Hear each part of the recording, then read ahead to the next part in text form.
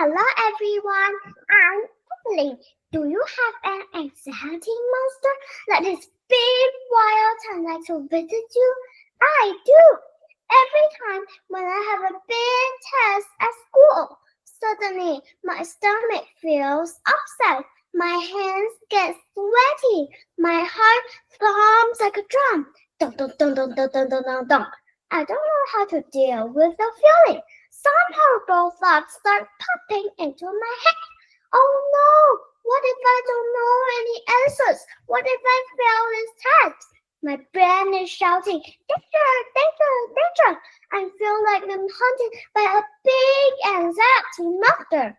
So, when I found a book called How to Tame My Anxiety Monster by Melanie Hawkins, it caught my attention right away. How could I tame my anxiety monster? Is there any way to tame him? I was so curious about this story. In the story, the little boy has a secret that the monster likes to visit him. On the cover of the book, you can see a big blue fluffy monster, which is his anxiety monster. He feels upset and tired when the monster visits him. He doesn't like the monster. After sharing the secret with his mom, he learned some tricks to train his monster, just like training a new pet. For example, he can go outside and play. The monster shrinks. Or he can listen to music to make the monster feel peaceful. After reading this book, I believe everyone has an anxiety monster like me. In the story, I learned how to get along with my monster. When my monster gets bigger, I pet my little bunny. This calms the monster down. If you want to know more tricks, How to Tame My Anxiety Monster is the book you don't want to miss. It's a useful book for people who are afraid of their monster. Now I like my monster. It's not scary anymore because I know I'm stronger than my monster. Even with him around, I can still do all the things I need to do. Please pick up this book and read. Maybe you'll find out your anxiety monster isn't a problem anymore. Maybe, just maybe, you'll start to enjoy his company. Thank you for your listening. Hope you enjoy this book. Goodbye. Hi, my name is Shalom. I want to share this book today. It's called Snuffle Bunny by Mo Willems. There are 3 books in the series, but this one is my favorite. Trixie is the main character in this book. She's about 2 years old. She's just learning how to make many different sounds. Trixie loves her favorite hobby, the Snuffle Bunny, and she takes Snuffle Bunny everywhere. My favorite part of this book is when Trixie realized her Snuffle Bunny was gone, and she wants to say something, but she can only babble, so her daddy doesn't understand her. But I understand her, because when I was a little girl, I lost my bunny, just like Trixie. I was holding my bunny, and I fell asleep on the way home. When I woke up, Mom asked me, where's the bunny? And I said so much, but all Mom could hear was babbling. So I was very upset. Trixie and I are just the same. But good thing we all found our favorite bunny. Hey!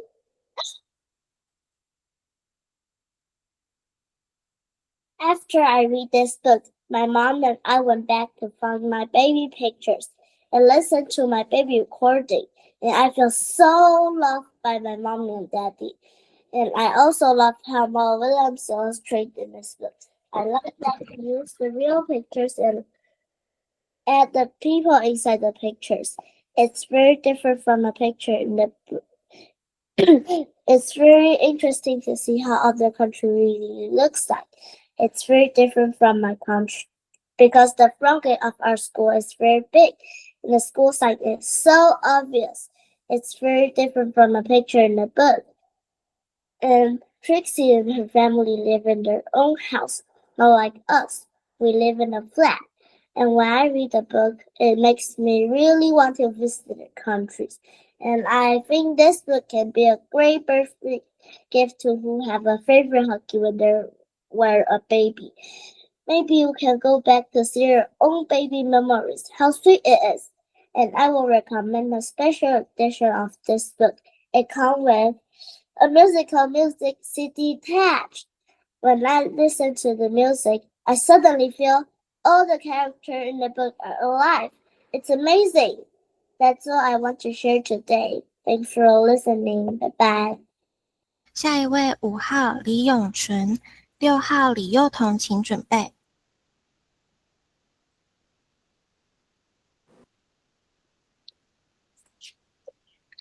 Hello, everybody. My name is Chelsea, and today I'm going to share a great book with you. This book is called Chrysanthemum, and it's about a little mouse named Chrysanthemum. When she was born, her parents gave her this special name, and she loved it when she was little. But when she started school, things changed. Everybody laughed at her name. Poor Chrysanthemum. Joe said it was too long. Rita said it couldn't fit on her name tag. And Victoria said that her name was after her grandmother, while Chrysanthemum was just named after a flower. That made Chrysanthemum feel very sad. When she got home, she told her parents she wanted to change her name. Luckily, her parents gave her a hug and kisses to make her feel better. The next day, Victoria, Rita, and Joe laughed at her again. Chrysanthemum felt even worse. That night, she even had a bad dream that she really was a chrysanthemum flower standing all alone in the garden. A few days later, something special happened. The class was introduced to Miss Twinkle, the music teacher. She was kind, and her beautiful voice made everyone listen.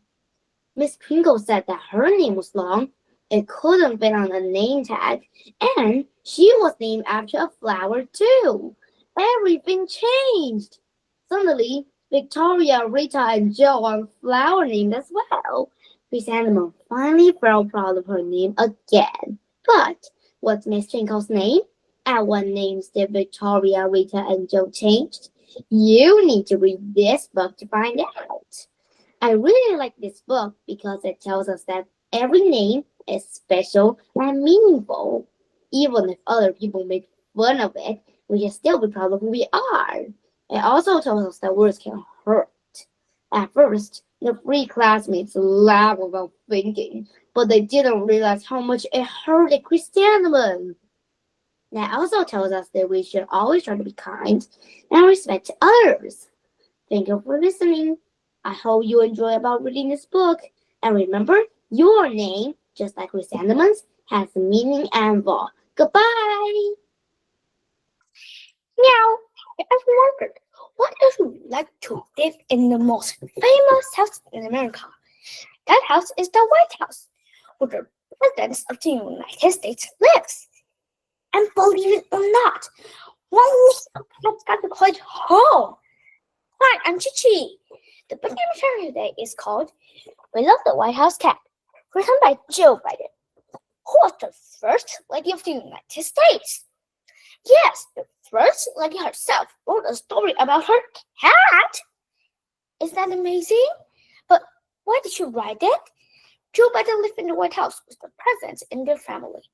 She also loves animals and children. In fact, she has written other picture books too. With this book, she wanted to show us what the White House was like. In a fun, friendly way, through the eyes of her cat, Willow. And the White House really is remarkable. It's not just for presidents making important decisions. It's also full of history and tradition. There are more than 130 rooms, long shiny hallways, a grand library, and even a famous Oval Office. Through this book, we can explore these places with Willow. The illustrations bring them to life, so readers can spot many iconic rooms and details that make the White House unique. Willow's journey is special too. She began as a little farm kitten, chasing butterflies and rolling in the grass. Then one day, she moved into the White House. Everything was new and maybe a little scary. It's just like us when we start something new. For example, at the beginning of the school year, with a new teacher and classmates, everything feels unfamiliar.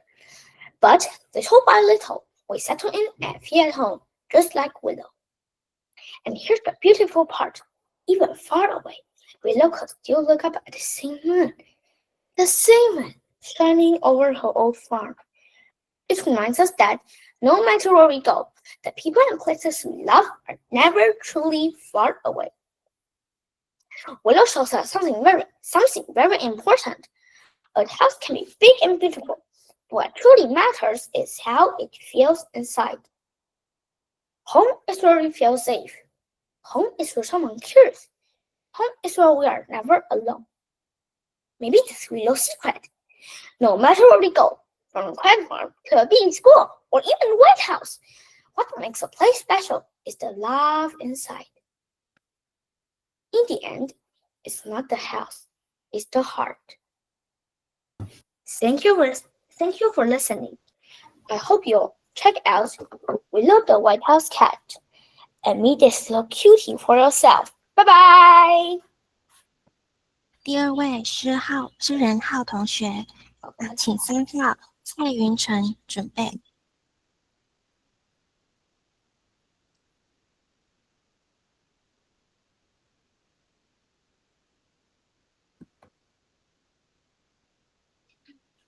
The pitcher looks nervous. He winds up and throws a fastball. The batter swings and hit it right on the sweet spot. The ball is flying. Wow, it's out of here. Hi, I'm Jacob. As you can probably tell, I really love baseball. That's why today I want to share with you a book that's all about baseball, family, and never giving up. It's called The Way Home Looks Now by Wendy Wan Long Shan. This story is about a boy named Peter Lee whose family is heartbroken after a terrible car accident. His big brother, who loves baseball, passes away. And after that, his mom won't sit on the couch all day. His dad becomes very strict, and baseball, the game they all used to love, disappears from their lives. Peter wants things to go back how they were before, so he makes a plan. He joins the Little League team, hoping maybe, just maybe, baseball can bring his family together again. This story really connected with me because I started practicing baseball this year too. My practices are 5 hours long, super tiring, but I love it. I've learned that baseball isn't just about scoring runs. It's about teamwork. It's about learning from mistakes and trying again.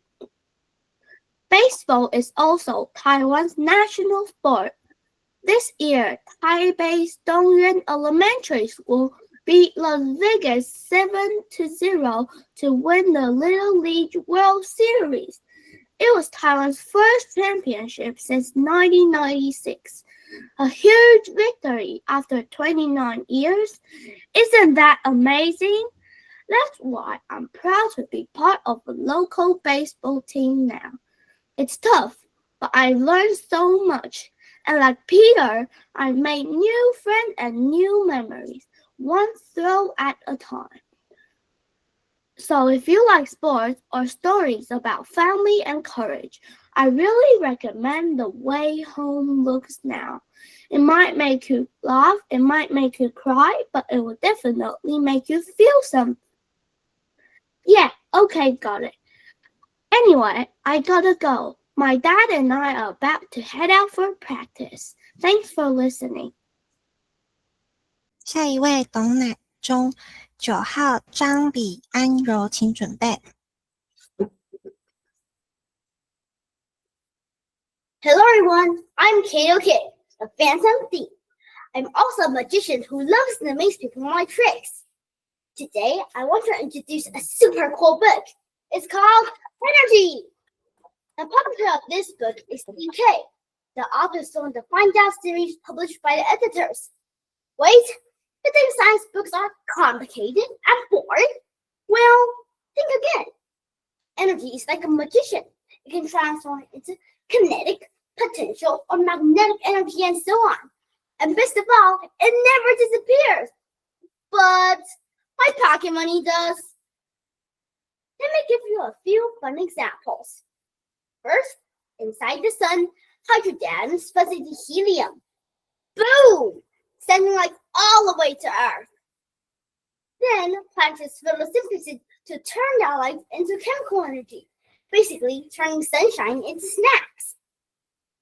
Next, naughty kids eat snacks and turn that chemical energy into super speed for trouble.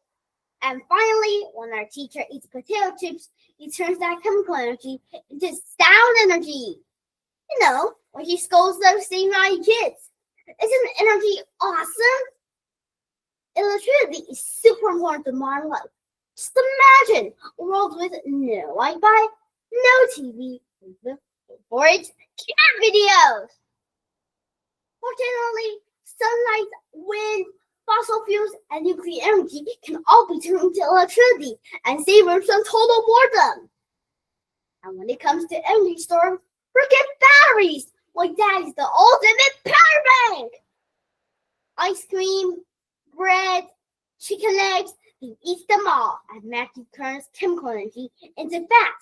His big belly is basically a big energy reservoir. Hey, Albert Einstein's formula, E equals mc squared, says that even a tiny bit of mass can turn into a huge amount of energy. So technically, my dad's huge belly could power an entire city. This book is so cool. Seriously, go read it. All right, enough talk. Time to study the book, Energy. Hey, once I invent a mass energy converter, I'll turn my dad's fat into electricity. Boom! A whole planet will glow because of my dad's fat. And me? I'll become a millionaire. Bye. Thanks for listening. 下一位10号张颖晨，11号赖静君，请准备。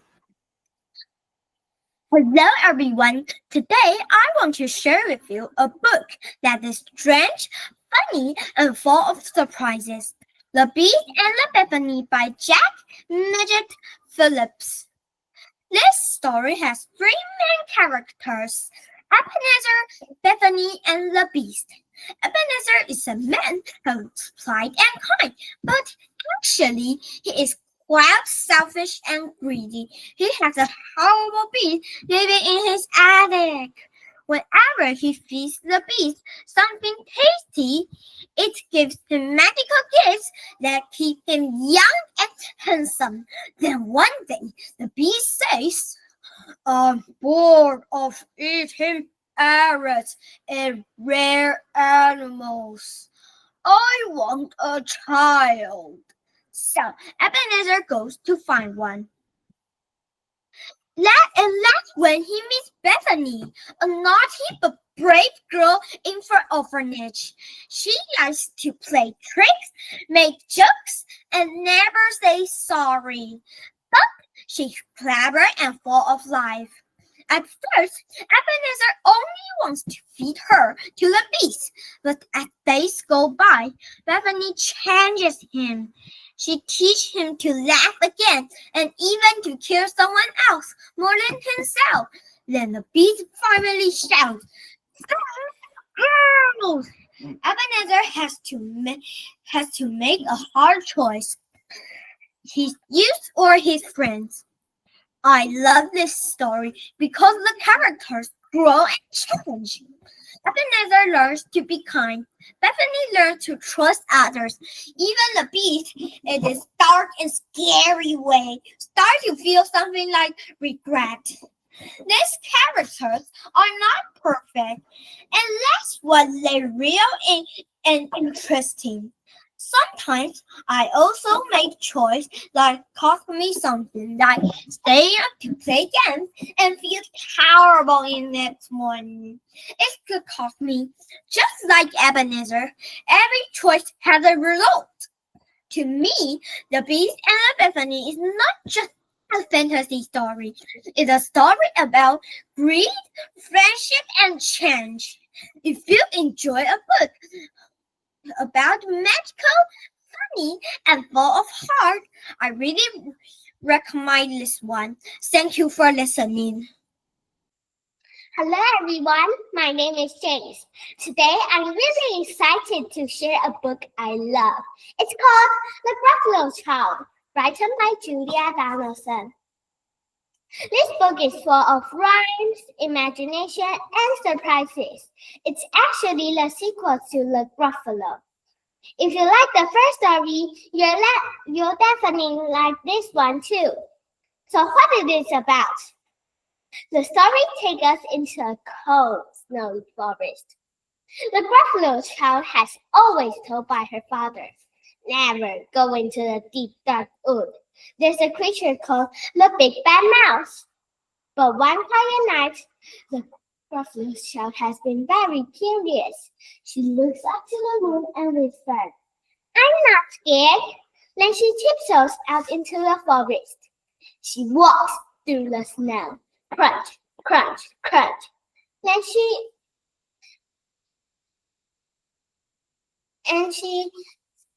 meets an animal along the way. A snake, an owl, and a fox. Each one talk about the Big Bad Mouse. But who is he really? Is he scary? Or maybe not? Just when she thinks she's about to find out, something surprising happens. But shh, I won't tell you the ending. Why I love this story.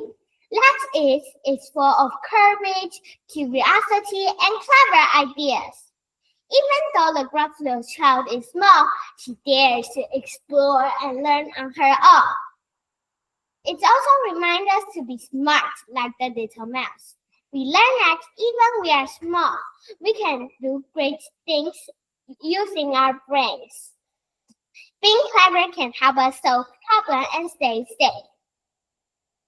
It also tells us not to judge others by how they look. The big Gruffalo looked scary, but he wasn't smart. Instead, the tiny little mouse was brave and used his wisdom to win. So remember, what really counts is what's inside. In my opinion, The Gruff Child isn't just for little kids. It's full of humor, surprises, and imagination.